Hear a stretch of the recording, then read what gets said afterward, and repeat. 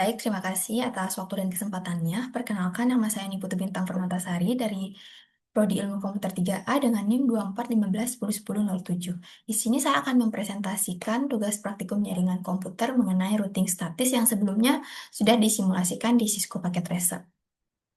Nah, yang pertama untuk topologi jaringan. Di sini ada 3 net, dan setiap net itu memiliki satu PC dan satu switch, serta memiliki 3 router.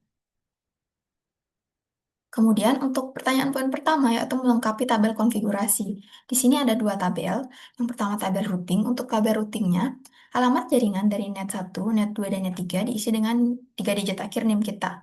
Di sini digit NIM akhir saya adalah 007. Jadi net 1 192.168.7.0.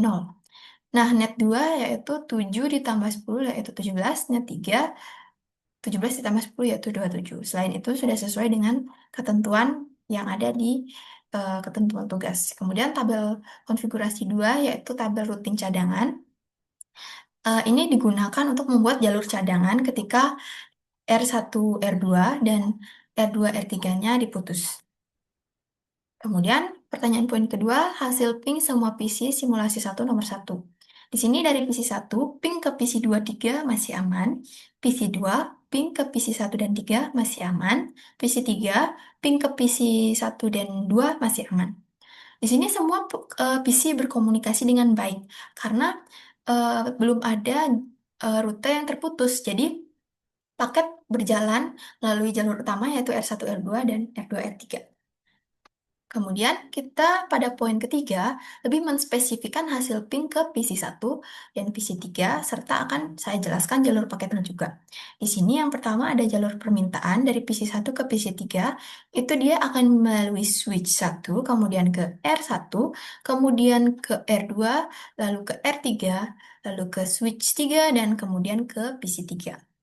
Untuk jalur balasannya tinggal dibalik saja prosesnya, yaitu dari PC3 tadi ke switch 3, lalu ke router 3, router 2, router 1, lalu switch 1, dan kembali ke PC 1.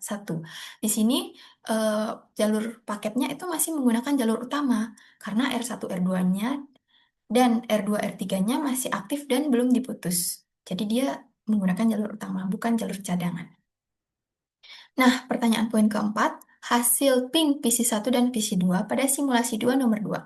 Sini topologinya, R1 dan R2 kita putuskan. Di sini kelihatan merahnya. Kemudian, kalau kita ping dari PC1 ke PC2, dia akan gagal ketika kita tidak menyiapkan jalur cadangan. Tapi karena kita sudah menyiapkan jalur cadangan melalui R1, R3, hasil ping PC1 dan PC2 akan berhasil. Tentunya karena ada jalur cadangan itu sendiri. Nah, prosesnya adalah terdapat pada poin kelima, yaitu jalur paket setelah R1, R2 diputus. Untuk PC1 ke PC2 saja yang menggunakan jalur cadangan.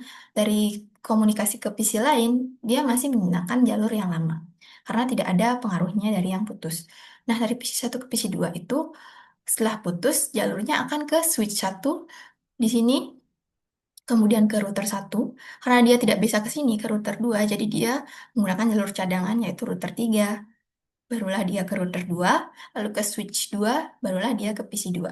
Nah, untuk rute balasannya juga sama, dibalik ke sini, kemudian ke PC 1. Nah, untuk sekarang, kalau yang sebelumnya itu, sebelum dia diputus, dia akan melewati R1 ke R2 kemudian ke PC2. Tapi karena dia sudah diputus, dia akan melewati jalur cadangan yaitu R1, R3, R2. Nah, selanjutnya poin keenam, hasil ping PC 2 dan 3 dengan simulasi 2 nomor 5. Nah, di sini si R1, R2-nya sudah terhubung kembali dan yang terputus sekarang adalah R2 dan R3. Nah, di sini kalau kita mencoba pin dari PC2 ke PC3, dia akan gagal kalau kita tidak mempunyai jalur cadangan. Nah, tapi karena kita sudah membuat jalur cadangannya tadi, dia berhasil. Rutenya juga akan berbeda dari ketika dia tidak terputus.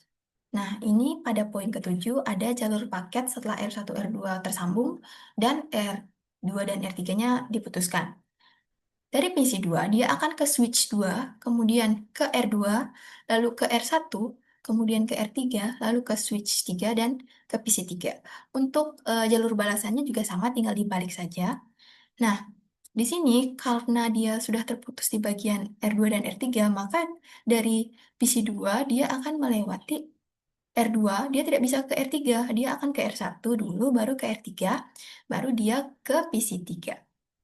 Nah, sebelumnya kalau dia belum terputus, dari PC 2 dia akan ke R2, lalu ke R3, lalu ke switch 3, lalu ke PC 3. Tapi karena dia terputus, dia akan memutar menuju jalur cadangan seperti yang sudah saya sorot di sini. Nah, pada poin ke-8, kesimpulannya, berdasarkan praktikum yang sudah saya jalankan, konfigurasi jalur cadangan ini terbukti meningkatkan keandalan jaringan. Saat koneksi R1 dan R2 diputus, komunikasi dari PC 1 ke PC 2 berhasil dialihkan melalui R1, R2, dan R3 atau jalur cadangannya. Begitu pula ketika R2 dan R3 diputus, komunikasi dari PC 2 ke PC 3 dapat dialihkan melalui R2, R1, R3, yaitu jalur cadangannya.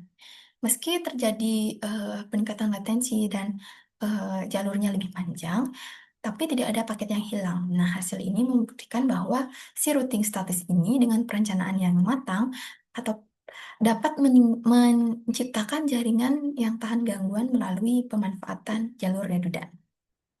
Nah, sekian presentasi dari saya. Mohon maaf apabila ada salah kata. Terima kasih.